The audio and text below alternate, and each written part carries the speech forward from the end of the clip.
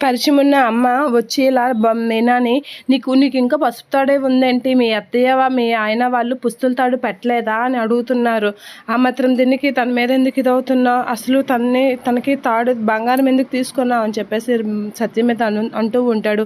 నేనేదో తన దగ్గర లిద్దయినట్లు మాట్లాడుతున్నారే, తనే పౌరుషానికి ఒంటి మీద బంగారం మేక మొలిసి నాకు ఇచ్చేసింది అని అనేసరికి ముందు మీనాకి పుస్తుల తాడు ఇవ్వు అని చెప్పేసి అంటూ ఉంటాడు సత్యం. అదే టైంలో మీనా అక్కడికి వస్తూ ఉంటుంది.